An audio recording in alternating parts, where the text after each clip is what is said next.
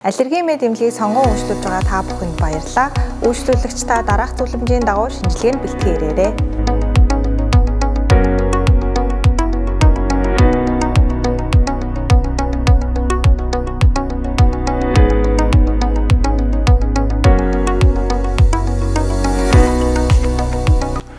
Хотодны дурангийн шинжилгээ нь хотоодыг уян дуранг ашиглан дотор талаас нь шууд харах шинжилгээний арга юм.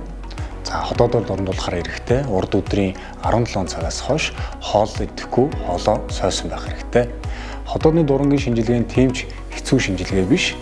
Та өөрөө тайван байж эм цэвэрлэгчдийн зааврыг даган биелүүлэх юм бол цөөр багтай хотоодоо дурамжуулж болох нэ.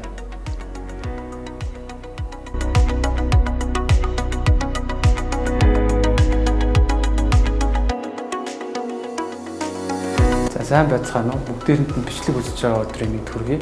Намайг Баясгалан гэдэг аллерги мэд эмнэлгийн дүр санчилгаа нэмж та бүхэн хэвлийг эхо тааруулахдаа өглөө ус чуулгүй ирвэл сайн. Үн түүнээс гадна давсганда шистэ байвал доторх шигтнүүд илүү сайн тод харагддаг шүү.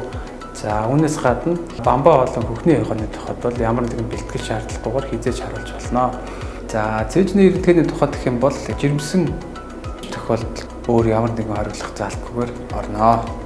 Ямар ч тохиолдолд хэрвээ таны өмнө хянуулдаг янз бүрийн зүйл байдаг бол өмнөх шинжилгээтэйгээ хамт ирвэл их сайн байдгийг шүү. За баярлалаа.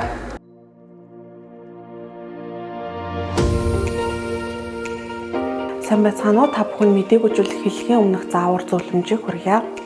Мис ажилбараас 6-8 цагийн өмнө хоол идэхгүй байх. За 4 цагийн өмнө ус уухгүй, хотод дүүрэн байвал мдэггүй зүйлхийн үед бүгэлжих амьсгал боогдох хэрэгсэлтэй байдаг. Эмийн хэрэглээ. Ууж байгаа бүх эмийн эмчилт заавал хэлэх, ялангуяа цус шингэлэх, даралт зүрхний эм.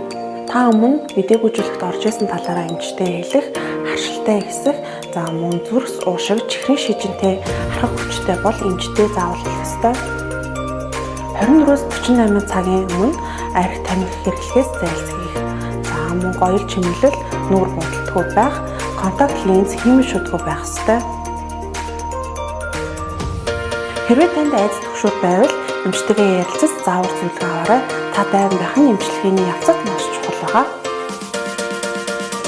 Таны аюулгүй байдал бидний тэргүүнийг зорилго, зөв бэлтгэл, аюулгүй мэдээ үзүүлдэг.